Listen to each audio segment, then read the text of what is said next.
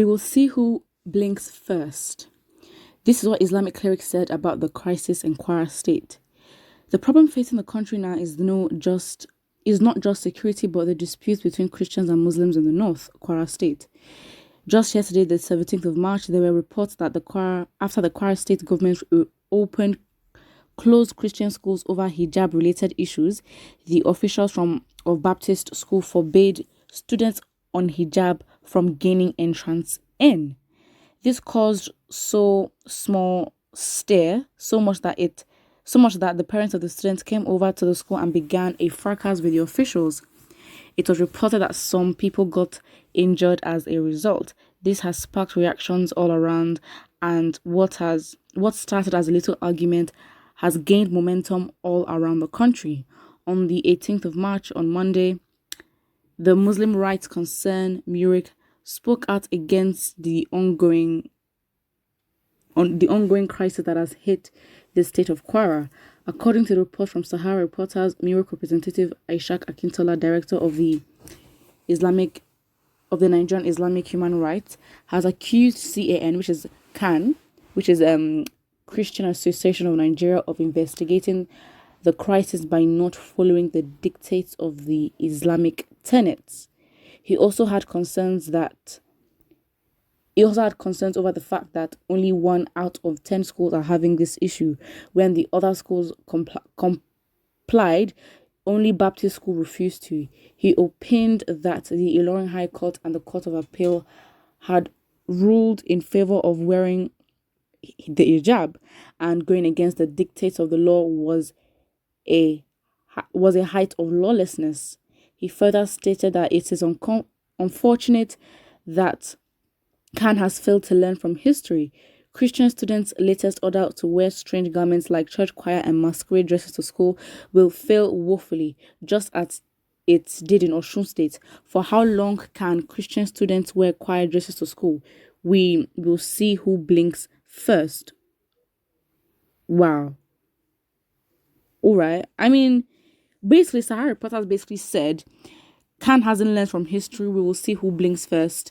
Sahara Reporters in its reaction to the crisis rocking Kwara State over hijab in some secondary schools.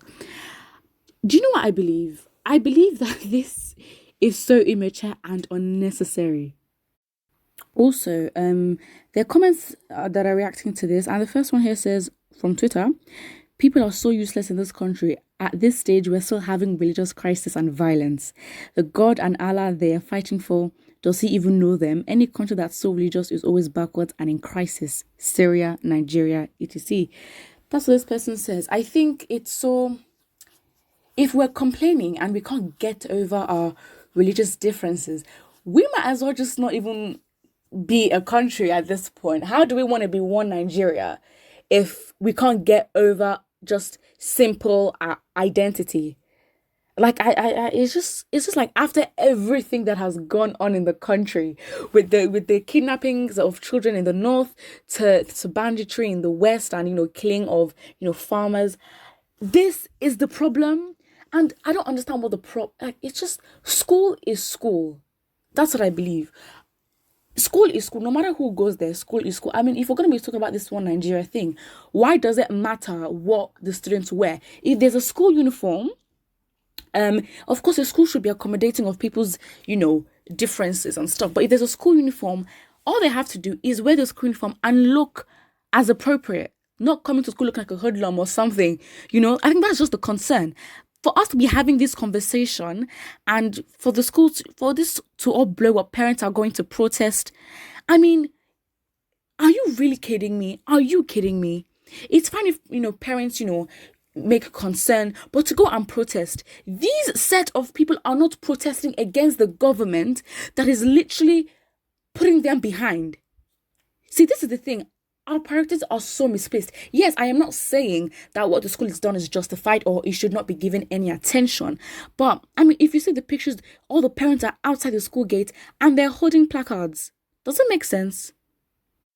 And another comment here basically says, Ignorance 101, does the wearing of hijab or veil increases a female brain capacity? Religion should be taught at homes and worship centers, not schools. Exactly.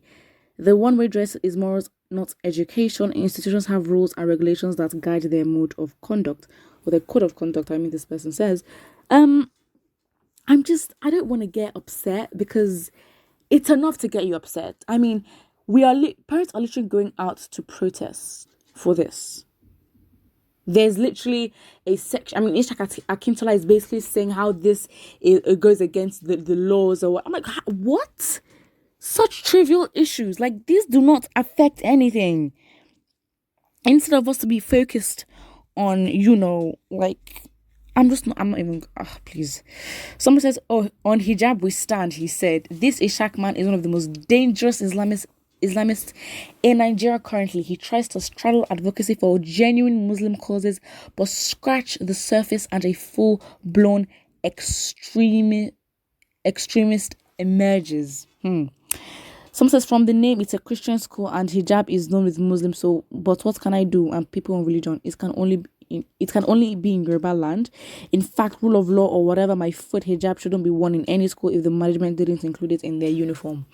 I think this is a clear case of privatization of what there should be public, institutions of. So, for example, a lot of schools are private, even if it's the lower bottom, and obviously the private schools, the public, schools by the government are not well funded. So even if the school doesn't even have the best facilities, it's more likely private. A lot of private schools do exist. So I guess it's a private institution. You're not forced to go there. However, I think this would be a huge problem if, for example, there's a huge, public school funded by the government and this is a law. Because at the end of the day, it shouldn't matter who goes. But then again, you can argue that if the school is owned privately and it's specifically a Christian school, they're free to do whatever. They're free to, at the end of the day, before you enroll a student, you have to let them know that this is a Christian school. We do things in a Christian way. That's fine. However, I think that, the rage in a way is sort of not justified if, before enrollment of the student, the school made sure the student and the parent know what was going to happen. And also, the rage can only be justified if it's a public school. If it's funded by the government, there is no religion attached to it. Anybody can come. At the end of the day, all you have to do is look good and smart. That's it. Someone says, Mirik think they will win war and law against Christians or Buhari. Christians because of Buhari. Morally, what's happening is wrong. You can't change the concept of a Christian foundation to suit Muslims. This is absurd. Yeah, the fact is it's a private school. It hasn't been said that it's a public school funded by the government. Okay? Yes, Christians do not have to change to accommodate whatever, it is. But the fact is, if it's a private school, they have every right and jurisdiction for them to do that if they want to. And if it's registered as a Christian school, including that, they inform the people that, what, it's getting boring now. It really is getting boring. I believe that we should all be realistic and actually fight for a cause that makes sense. I mean, parents are coming here to protest about these, and they're not complaining or protesting against the government. For them to step up, wake up, to make sure the government is actually making policies, doing things that are going to affect the futures of the futures of their generations to come. It's sad. Put what you think in the comment section below and do not forget to like and subscribe.